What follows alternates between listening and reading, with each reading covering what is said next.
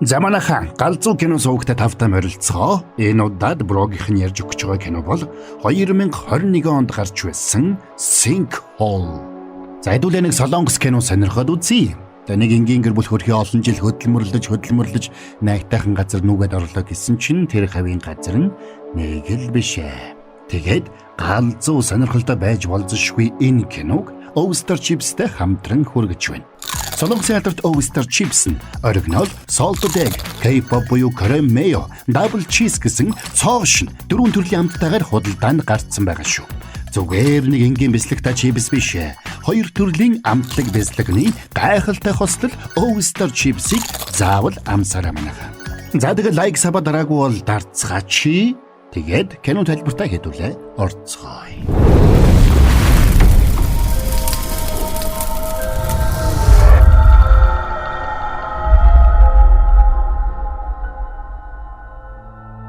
Сөүлд амьдардаг Park Dong-won гэгч нэгэн залуу гэр бүлийнхээ хамтар шинэхэн байранда нүүж ирж байгаагаар кино эхэлдэг.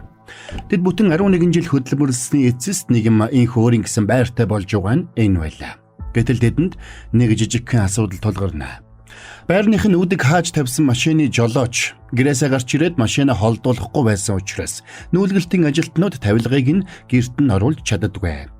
Даванч бухимдаад ийш-тийш залгасны эцэст Жон Мансу гэгч гэрээсээ гарч ирээд машинаа нэг юм холдуулдаг.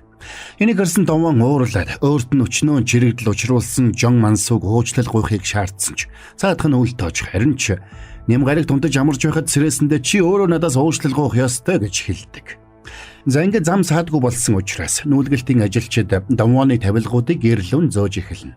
Энэ зур Даван байранд амьдардаг өндөр настан хүүтэйгээ амьдардаг ганц бие эмэгтэй гэх мэт зарим нэг хуршүүдтэйгээ танилцаж амжжээ.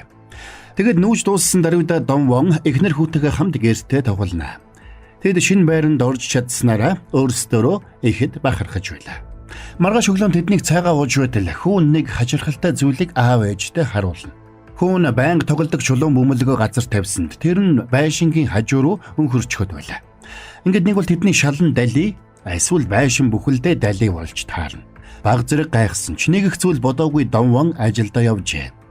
Мань хүн нэг томоохон компанид хилцсийн дараагаар ажилдаг. Тэрээр ажилдаа явах замдаа гэртэйгээ ойрхон нэг фитнесийн газарт бүртгүүлэхээр шийдээд яваад орсон чинь дасгалжуулагч нь тэдний ааш муутай хөрш Жон Мансу байгааг хараад бушуухан эргээд явлаа. Жон Мансу тэрнийг фитнест нь бүртгүүлэхээр ирсэн эсхийг шалгааж эхлэхэд Даван тэрхэн зур сэтгэж байрныхын шал дали байгааг анзаарсан учраас Мансуг ямар нэг зүйл анзаарсан эсхийг асуухаар ирсэн гэж хэлнэ. Гэвч Мансу юу ч анзаараагүй байлаа. Ажил дээрээ ирсэн даруйдаа Даван байшин нь далисэн талаар өөр байрны оршин суугчид ямар нэг зүйл бичсэн эсхийг шалгахаар интернет ухаж эхэлнэ. Тэгсэн тэдний байр байгаа дүүрэгт хэд хэдэн оршин суугч иймэрхүү зүйл анзаарсан тухайга бичсэн байдаг. Даван энэ талаар үргэлжлүүлэн судлахыг хүссэн ч ажлынх нь шинэ байранд орсонд нь баяр хүргэж эхэлсэн учраас төр саадлаа. Хамт ажиллагчид нь баяр хүргэж хаана байр авсныг нь асууж шалгааж эхлэхэд Даван ч гэрийн хаягаа хэлээд ажлын газрынхнаа гэрт нь очиж хоол идэхийг урьддаг. Ажлын газрын зарим хүмүүс нь тэдний нүүж очсон дүүргийг хуучин томоохон үйлдвэрүүд байсан. Үйлдвэрийн хог хаягдлыхтэй газар гэж сонссон тухайга хэлэхэд Даван тэр бүхэн айлэрт үгүй болж одоо тэр хав эко бус болсон гэж тайлбарлана. Хэдийгээр Даван гаднаа 54 үзүүлж байсан ч дали шаланда санаан завсаар. Тиймээс энэ талаар хүмүүсийн оруулсан бичлэгүүдийг араас нь үзсээр байлаа. Тэгэд орой гэртээ ирсэн хойно гэрийнхэн шалыг дахиад шалгаж гүйдэг цонхныхын зам гажсан эсхийг харлаа. Гэвч ямар нэг сэжигтэй зүйл анзаарагдсангүй. Маргааш Даван эхнэр хүүгийнхээ хамтаар гэр бүлийн зураг авахулахаар уран зургийн газарт очисон ч тэр газрын зурагч нар бас л нөгөө ааштай хөршин ажиллаж таардаг. Гэтэл Жон Мансу ихчийнхээ ажилуулдаг фитнест хаяа очиж тусалдаг болохоос үндсэн ажил нь зурагчин байж таарна. Дургу хөрштэйгээ ингэж таарсандаа Даван дотроо дурамчхан байлаа. Оройн мань нөхөр эхнэртэйгээ хамт баяр тэмдэглэж нэг тансаг ресторанд оройн хоол идэжээ. Даван өөрөө хэдэн хундаг дар суусан учраас жолоо барихгүй байхаар шийдэж такси дуудтал бас л нөгөө гайхал Жон Мансу хүрээд ирхэн тэр. Ингээд аргагүй ирэхэнд эхнэртэйгээ хамт тэрний машинд суулаа. Гэтэл цаадах нь гэрлэн дохиож хайхрахгүй солиотой юм шиг л явж тэдний үнхэлцгийг хаглах шахна. Маргааш нь ажлын газрынх нь тэрнээс шинэ байранда ямар бэлэг авахыг хүсэж байгааг нь асуухад Донвон бэлгийн дээд бэлэн мөнгө авъя гэж хэлдэг. Тэгээд тэр мөнгөөрөө мань хүн авахыг хүсэж байсан хөдөлдөг сандал авна. Мөрөөдлөө биелүүлсэндээ баярлсан Донвон шинэхэн сандалдаа хүүгээж суулгахыг зөвшөөрөхгүй байлаа. Тэр өрөөнд Сөүлд нилээд устдаа бороо орж шүнжэнгөө асгарна. Маргааш өглөө нь Мансуу гэрээсээ гарч ирэхэд орцныхын шилэн хаалганы шил хагарчихсан байлаа. Гайхсан Мансуу шилний цуурсан хэсэгт хуруугаараа хүрэх төдийд нөгөөх нь бутраад унчлаа. Гайвалч хуршууд нь яг шил хагарах үед гарч ирж таарад тэрнийг шил хагалчлаа гэж бодоод яаралтай шиллүүлж өгөхийг шаардна. Энэ үеэр байрных нь гадаа цементэн зам цуурсан байгааг анзаарсан Донвон дүүргийн захиргаа руу залгаад энэ талаар мэдэгдэж ямар нэг алхам хийхийг хүссэн ч цаадуул нь байрны оршин суугчид бүгдээрээ санал нэгтэйгээр өргөдөл хүсэлд явуулсан тохиолдолд тэр гудамжийг засаж янзлах талаар арга хэмжээ авах боломжтой гэж хариулдаг. Ингээд Донвон байрныхныгаа цуглуулад энэ асуудал дээр саналыг нэгтгэх гэж оролдсон ч цаадуул нь ялах шалахгүй асуудлаас болж муудалцаж хэрэлдээд гол асуудалдаа оогдохын анхаарахгүй байлаа. Орон Мансуу хүүтэйгээ хамт орон хоол идэж байхдаа тэрэнд тамхи татахдаа орцонд биш дээвэр дээр гарч татаж байхгүй бол хөршүүд гомдлоод байгаа тухай хэлдэг. Гэвч энийг сонссон хүү сүнтэй нь ууралж би тамхи татдаггүй гэж хэлээд гараад явдаг. Маргааш нь Донвоны урилгаар тэрний хэлтсийн хоёр залуу хоёр бүсгүй тэдний гэрт багахан хэмжээний байрны найр хийхээр хурч ирцгэн. Тэднийг ирэхэд аргагүй болсон Мансуу хагархаа шилэн хаалгыг гэлгаруудаар таглаж байлаа. Донвоныг харсан даруйда Мансуу байрныхаа нөхцөл байдалд жинхнээсээ санаа зовж эхэлсэн тухайгаа хэлнэ. Гэвч Донвонд энэ талаар ярилцах зав байсангүй. Тэр Мансууг хойш тавиад ажлынхаа гэртээ оруулж оройн хоол идээд сууж унгаан оройжин ярилццгаана. Цаг нэлээд орой болж бүгд багахгүй согтжээ. Донвоны ажлын хамтрагч Сүнхён угаалгын өрөөнд орж нүрээ угаах гэсэн ч усан сайн гоожиж өгдөггүй. Энэ үеэр менежер Юн ажлынхнаа хүргэж өгөхийн тулд сууж уухгүй байгааг Донвон анзаарна. Тэгээд тэр дуудлагын жолооч дуудчих учраас санаа зовлтгүй ууж болно гэж хэлээд Мансуу руу залгаж тусламж хүслээ. Гэвч үүнд нь тэдний ажлын Хижон сэтгэл дундуур байлаа. Тэр эрт харихыг хүсэж байснаас гадна юм менежерийг сууж уун гэхэд дургуцдаг. Тэр хоёрыг учиртай болохыг анзаарсан Донвон юм менежерээс учрыг асуухад юм менежерч тэр хоёр бие биедээ сэтгэлтэй гэдгийг хүлээн зөвшөөрнө. Тэгсэн угаалгын өрөөнөөс гарч ирж таарсан Сүнхён энийг сонсоод уурлаа. Учир нь Сүнхён Хижоныг крашилдаг байж. Тэгээд тэр уурлаад юм менежерийг барьж авсан ч нилээд согтсон учраас юу ч хийж чадсангүй. Энийг харсан Хижон бас уурлаад тэндээс гарч явсан бол юм менежерч хойноос нь босоод явна. За ингээд Донвоны гэрт Сүнхён Үнжүү хоёр үлдэж хоцорлоо. Энэ үеэр Донвоны гэрт орж ирсэн Мансуу тэднийг хүргэж өгөхөр болсон ч төлбөр нь нэлээд их гарна гэдгийг Донвон сонсоод сандраад хэтэрхий орой болсон учраас та хоёр хоноод явцгаа гэж хэлдэг. Маргааш өглөө эрт Донвоны эхнэр хүү хоёр хүнс авахаар дэлгүүр рүү гарчээ. Гэвч эхнэр нь цүнхээ мартчихж. Тэгээд Донвон руу утассан ч нөхөр уцаахгүй байсан учраас хүүгээ гэрлүүгээ гүйлгдэг. Энэ үеэр арайхийн сэрсэн Сүнхён чухал уулзалтайгаа гинт санаад байшингаас гүйж гарна. Тэр такси дуудаад хөдөлсөн ч Донвоны гэрт цүнхээ мартсан гэдгээ санаад аргагүй эрхэнд буцаж явна. Тэгээд буцаж очиод Үнжүүд дэрлүүлсэн байсан цүнхээ эвтэйхэн шиг аваад буцаж таксийн дээрээ ирсэн ч жолооч нь утсаар ярих гээд машинаасаа гараад явчихсан байдаг. Харин эрт туссан Мансуу байрныхаа айлуудын хаалгыг тогшиж устдаа байгаа эсхийг асуух гэж оролдсон ч ихэнх айлын хүмүүс ажилдаа явцгаачихсан байлаа. Ээжтэйгээ амьдардаг сонхүү хүү гэртээ ганцаараа байсан ч танихгүй хүнд хаалгаа тайлж өгч болохгүй гэж ээж нь загсан учраас Мансууд хариу өгсөнгүй. Харин тэдний байранд амьдардаг өндөр настан хатагтай гадагшаа гараад дөнгөж байрандаа ирж байлаа. Мансуу орцон дотор Донвоны хүүтэй таарч байранд нь ус байгаа эсхийг асуугаад усгүй байгааг нь мэдсэн учраас усны насосыг шалгахаар дээвэр рүү гарна. Дээвэр дээр тамхилж зогссон сүнтэй аавыгаа хараад сандраад бушуухан шиг нуугддаг. Мансуу дээвэр дээр гартал хажуу байрныхын дээвэр дээр нэг ах хүү цэцгээ услаа зогсож байлаа. Ингээд ганцхан тэдний байрал усгүй байгааг Мансуу ойлгоно. Тэгсэн Донвоны хүү ээжийнхээ загсан цүнхийг аваад байрнаасаа гарч ирэх яг тэр мөчөд газар цуурч тэдний байрны доор асар том нүх бий болоод тэдний байр бүхэлдээ доошоо унаж орхино. Байшин хэсэг унаад нүхний нарийсан хэсэг тэглээд зогслоо. Байрны гадаа таксийн дотор сууж байсан Сүнхён ч бас такситайгаа хамт доошоо унсан байлаа. Азуулахад такси нүхэнд унсан байрны дээхэн талд гатсан байдаг. Нэрээс нь байрны хажуу зогсчихсан машинууд ганц нэгээрээ унаж ирж байгааг харсан Сүнхён сандарч бушуухан таксинаас гарах гэж оролдож эхэлсэн ч гарч чадсангүй. Газар дахиад чичирж эхэлсэнд Сүнхёны сууж байсан такси байшингийн дээвэр дээр унаад дээвэр дээр байсан Мансууг золтой л дараад алчихсангүй. Газар хөдлөлтийн чичиргээ үе үргэлжилж байсан учраас тэдний байр аврах том нүхэн дотор баг-багаар шигшигдэн доошилсоор. Энэ үеэр Сунхёны сууж байсан такси дээвэр дээрээс гулсаж унсан ч Сунхён самбаачлаад машины хаазан дээр чадлаараа дарж байсан учраас машин нь доош бүр мөсөн уналгүй, харин Донвоны давхурд ирээд тогтдог. Дээрээс унж ирсэн таксийн дотор Сунхён сууж байгааг харсан Донвон бушуухан шиг очиж тэрнийг машинаас гаргаад хамтдаа гүйж унтлахын өрөө рүү ороод тэнд тавилганд даруулсан байсан өнжиг гаргаж авна. Тэдний хинэнч юу болоод байгааг ойлгохгүй байлаа. Тэгсэн энэ үеэр дээвэр дээр байсан мансууч тэдний давхурд унаж орж ирдэг. Донвон эхнэр хүүхдтэй санаан зовж эхэлсэнд мансуу хүүг нь лифтэнд суугаад гарч явахыг нь харсан болохоор гарч амжсан байх ёстой гэж тайвшруулна. Гэвч ингэж хэлснийхээ дараа мансуу өөрийнхөө хүүг гинэд санаж гэрлүүгээ яарангуйлээ. Мань гурвч тэрний араас гэрлүүнгүй нэ. Тэгсэн гэрт нь сүнтэй байсангүй. Тэд эхэндээ баггүй хайж сандарсан ч үүдний өрөөнд нь хүүгийнх нь гутал байхгүйгээ хараад хүүгээ гарч явсан байна гэж бодсон мансуугийн сэтгэл сая нэгэм тайвширлаа. Ингээд тэд уцаар тусламж дуудахын тулд байшингийн дээвэр дээр гарсан ч ямар ч сүлжээ байсангүй. Тэд байдгаараа тусламж ирэн хашгиралдсан ч бас л ямар ч нэмэргүй байлаа. Тэд нилээд гүнд байсан учраас газар дээр байгаа хүмүүс тэднийг сонсохгүй байлаа. Salted egg and original. Шинам Дэмэтэр Оустар. Ингээд тэд аргаа бараад дээвэр дээр сууж байтал дээврийн өрөөнд дотроос тусламж ирэн хашгирах дуу сонсогдлоо. Сүнтэйгийн дуу болохыг таньсан мансуу яаран очиж хаалгыг нь дарсан зүйлсийг холдуулж сүнтэйг гаргаж авна.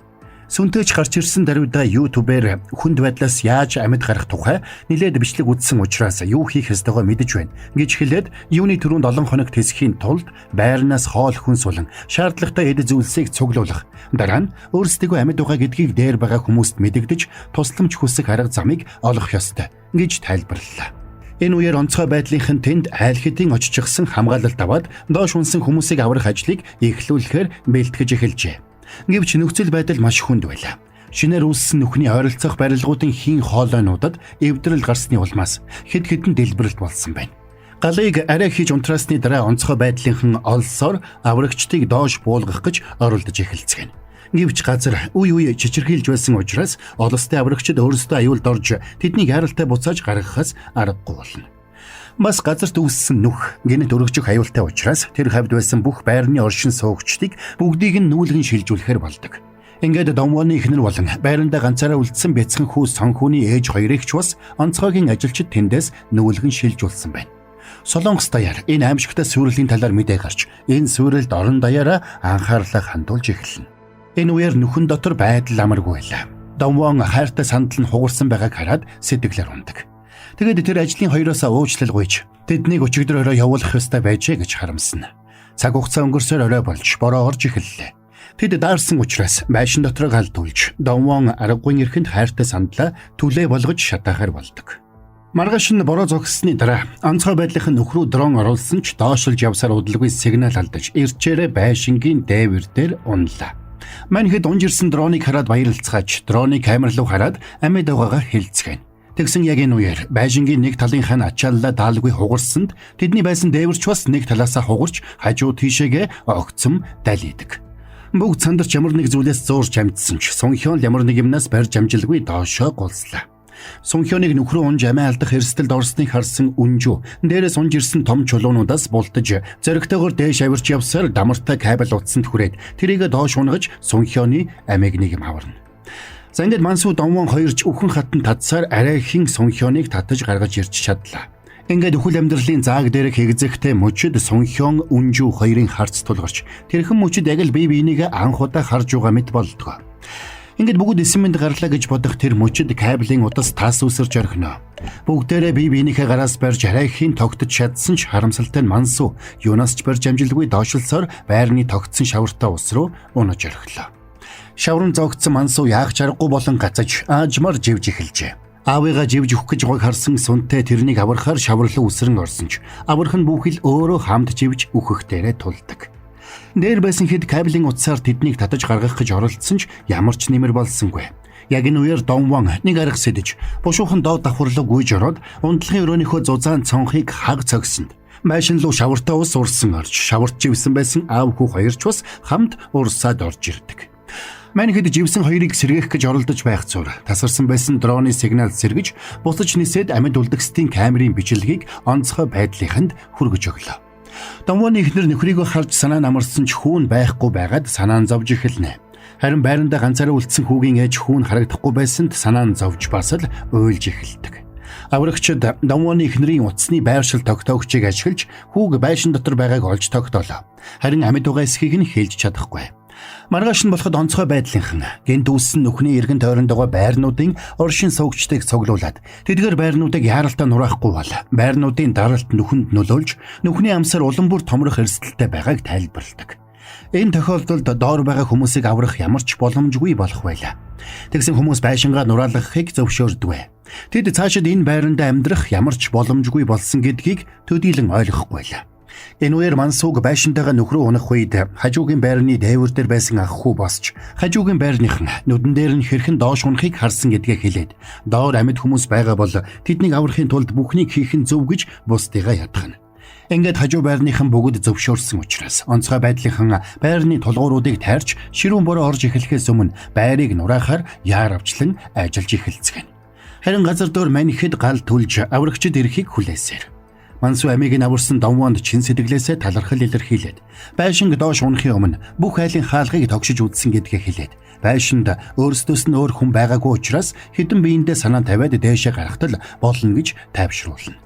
Харин нөгөө талд үнжүү өөрийг нь энэ дугааг настай эцэг эх нь мэдсэн бол санаа нь зовж биеийн муудаж байх вэ гэж санаа нь зовсоор. Харин Сүнхён тэрнийг тайвшруулах гэж оролдож байлаа. Ингээд тэд хэсэгч болов сатарахын тулд хамтдаа селфи зураг авахулцгаана. Яг энэ үеэр тэдэн дээр онцгой байдлынхнаас илгээсэн тусламжийн зүйлс шүхрээр бууж ирдэг. Онцгой байдлынхан тэдэнд гарч идэн хүчилтөрөгч цэвэр ус, алчуур, хуруу зай тэр бүхэл сансрын холбоо явуулсан байна. Гар утастай болсон даруйдаа тэд хамгийн чухал гэсэн хүмүүс рүүгээ утасдаж эхэллээ.